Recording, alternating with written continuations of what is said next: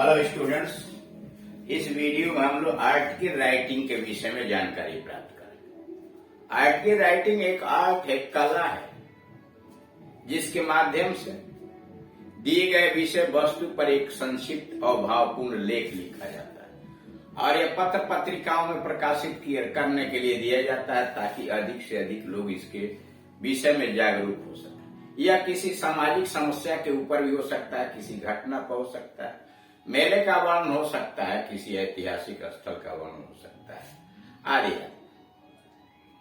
किस प्रकार से एक अच्छा आर्टिकल लिखना चाहिए, इसके लिए पार्ट 1 और पार्ट 2 में आर्टिकल क्या है, कितने प्रकार का होता है, उसके अंग क्या है, क्या क्या सावधानियां बरतनी चाहिए, यह सब दिया जा चुका है। यानी वीडियो नंबर 1 और 2 उसे देखिए, समझिए, और फिर भी अगर कोई समस्या खड़ी होती है तो आप दिए गए नंबर पर कॉल करके अपनी समस्या का समाधान करा सकते हैं। हम सीधे यहाँ आ रहे हैं उसके उदाहरण पर। यह आर्ट की लेख का एक उदाहरण है। जितना अधिक से अधिक आप उदाहरण पढ़ेंगे, समझेंगे, वीडियोस को देखेंगे, उतना ही अधिक आप कुशल होते चले जाएंगे। देखिए, दिया है in certain states of India. भारत के कुछ राज्यों में, in certain states of India, भारत के कुछ राज्यों में there is a great imbalance, बहुत बड़ा असंतुलन खड़ा हो गया है। ग्रेट इम्बैलेंस, इम्बैलेंस असंतुलन in male and female ratio. Bharat के कई सारे राज्यों के अंतर्गत स्त्री तथा पुरुष के अनुपात में काफी अंतर प्रकट हो चुका है। मेल एंड रेशियो इम्बैलेंस, अनियंत्रण हो चुका है। This is the result of special treatment given to boys। और लड़कों को कुछ विशेष सुविधाएं प्रदान करने के कारण हुआ है इन द फैमिली। और यह परिवार में लड़कों को कुछ अधिक से अधिक सुविधाएं प्रदान करने के लिए, विशिष्ट सुविधाएं प्रदान करने के लिए के कारण यह परिणाम हुआ है। Who is it so? Why is so? ऐसा आखिर क्यों है? Why is it so? ऐसा क्यों है? How can we change this mindset? लोगों के इन मनोभाव को हम कैसे बदल सकते हैं? लोगों के मन में बैठे हुए इस भावना को कैसे बदलें? Write an article in 100 to 150 words। आप एक लेख लिखिए 100 से 150 शब्दों के बीच। On gender discrimination in society, समाज में जेंडर डिस्क्रिमिनेशन, लिंग भेदभाव के ऊपर एक आर्टिकल लिखिए। यू आर पंकज प्रीति, या पंकज अथवा प्रीति। एंसो पहले हेडिंग डाला, जेंडर डिस्क्रिमिनेशन इन सोसाइटी, समाज में लिंग विभेद, जेंडर डिस्क्रिमिनेशन इन सोसाइटी, समाज में लिंग भेद by Preeti. In Indian civilization, भारतीय सभ्यता के अंतर्गत, इन इंडियन सिविलाइजेशन, भारतीय सभ्यता के अंतर्गत, the child is wanted to be a gift of God, बच्चे को ईश्वर का उपहार माना जाता है। To be nurtured with love, जिसे बड़े प्रेम के साथ पालन पोषण किया जाए। नर्टर्ड, पालन पोषण किया जाए। केयर, सावधानी के साथ, और affection, not only within the family, न केवल परिवार के अंतर्गत, but also within society, समाज के अंतर्गत भी यही मान्यता है, एज ए होल, संपूर्ण। इन इंडियन सिविलाइजेशन, भारत की यह एक सभ्यता है। भारत की सभ्यता के अंतर्गत दी चाइल्ड एज वेलेड, बच्चे की पैदाइशी को माना जाता है to be gift of God, कि ईश्वर ने इसे प्रदान किया। किस लिए? टू बी नर्टर्ड, इसे पालन पोषण करना चाहिए। ईश्वर का दिया हुआ उपहार है कि बच्चे का हमें अच्छी तरह से पालन करना चाहिए। विथ लव, प्रेम, केयर, देख रेख और अफेक्शन, प्रेम और स्नेह के साथ उसकी देख रेख करनी। Not only within the family, न केवल परिवार के अंतर्गत यह माना जाता है, but also within society as a whole, बल्कि पूरे समाज के अंतर्गत बच्चे को ईश्वर का उपहार माना जाता है और उसके द्वारा उसका बड़ी देख रेख के, सावधानी के साथ पालन करना यह कर्तव्य है। दी सन प्रीफरेंस, पुत्र को अधिक प्राथमिकता देना, आदि प्रिविलेजिंग विशेषाधिकार प्रदान करना, ऑप्शन कर पुत्र को अधिक पसंद करना या पुत्रों को अधिक विशेषाधिकार प्रदान करना ओवर डॉटर्स, पुत्रियों की अपेक्षा पुत्रों को अधिक पसंद करना और अधिक विशेषाधिकार प्रदान करना in accordance to a patriarchal system, पुरुष प्रधान प्रथा के अंतर्गत, पुरुष प्रधान व्यवस्था परिवार के अंतर्गत, is a well known phenomenon, यह सुपरिचित एक आपदा है, परेशानी है, विपत्ति है इंडिया। कह पुरुष प्रधान परिवार के अंतर्गत पुरुषों को यानी पुत्रों को पुत्रियों की अपेक्षा अधिक पसंद करना, उन्हें विशेषाधिकार प्रदान करना, यह भारतवर्ष के अंतर्गत एक आपदा का रूप ग्रहण कर लिया है। In India sons are lauded as a blessing, पुत्रों को एक वरदान माना जाता है, boon carrier of the family lineage, जो परिवार के वंशज को आगे चलाएंगे, लाइनेज वंशज। Sons are lauded as the blessing, पुत्रों को एक वरदान की तरह से समझा जाता है, boon carrier of the family lineage, जो परिवार के वंशज को आगे बढ़ाएंगे।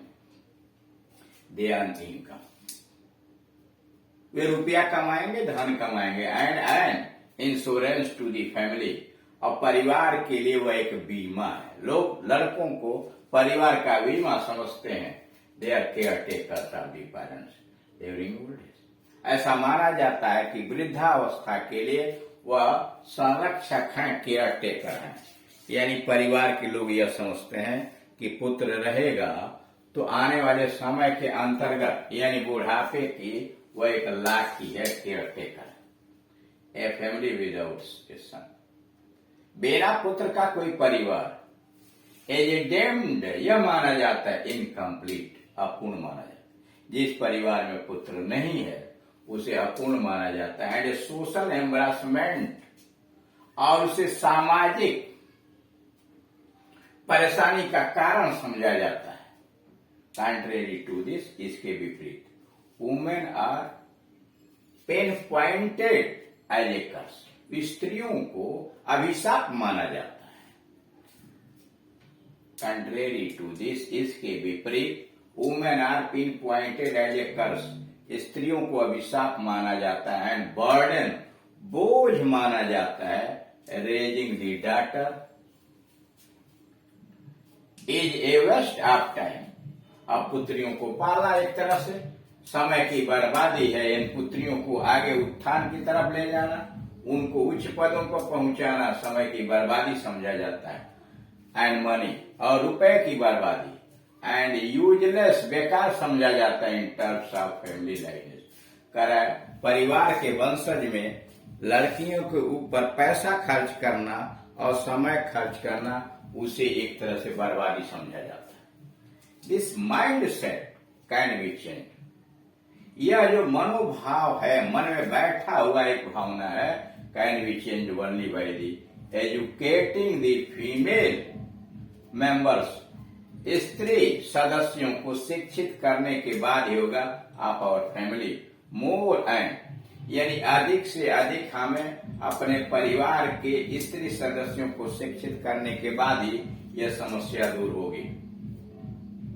To take their own decision, ताकि वह अपना निर्णय ले सके, to take their own decision regarding education, शिक्षा के संबंध में, कैरियर, अपने भविष्य के विषय में, एंड मैरिज, और शादी के विषय में। This mind set can be change only, यह मन में बैठा हुआ भाव तभी चेंज हो सकता है by educating the female members of our family, हमें अपने परिवार के महिला सदस्यों को शिक्षित करने के बाद, मोर, अधिक शिक्षित करने के बाद, एंड एम्पावरिंग देम, और उन्हें शक्तिशाली बनाने के बाद, टू टेक देयर डिसीजन, ताकि वो अपना निर्णय कर सके, अपने विषय में निर्णय कर सके, किसके संबंध में, रिगार्डिंग एजुकेशन, कि वो किस तरह की शिक्षा प्राप्त करना चाहती हैं, क्या शिक्षा प्राप्त करना चाहती हैं, खुद निर्णय लें।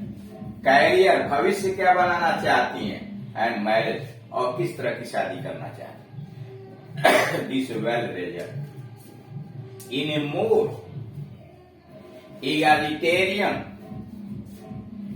Society in the long run. यह लंबे समय के अंतर्गत यह परिणाम तभी होगा जब समरसता पूर्वक समाज होगा, यानी स्त्री पुरुष समान रूप से, जहां समरसता पूर्वक समाज होगा यानी स्त्री पुरुष दोनों का समान अधिकार वाला समाज का निर्माण होगा, तभी यह संभव है।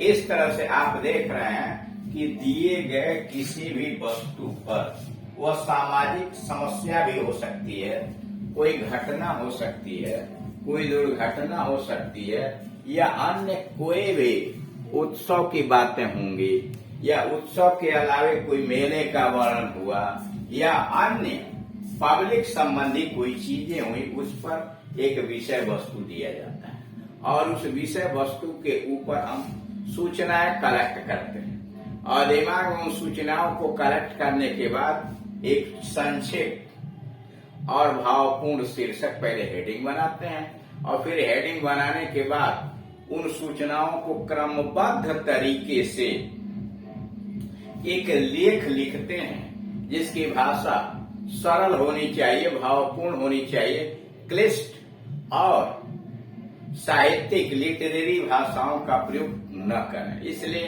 कि पत्र पत्रिकाओं में जब प्रकाशित होता है तो वहां पर हर तबके के लोग पढ़ने वाले होते हैं। आप इस भाषा में लिखें कि अधिक से अधिक लोग उसे समझ सकें, उसका लाभ उठा सकें, तभी अच्छा है। और इसके लिए यह तभी संभव हो सकता है कि जब आप अधिक से अधिक वीडियोस देखें, अधिक से अधिक लेखों का अध्ययन करें, शब्दकोश में वृद्धि करें और सेंटेंस कंस्ट्रक्शन के विषय में समझें। जितना अधिक आप अभ्यास करेंगे उतना ही इन विषयों में कुशल होते चले जाएंगे और आप दिए गए किसी भी विषय वस्तु के ऊपर बड़े आराम से कोई भी लिख सकते हैं। Thank you.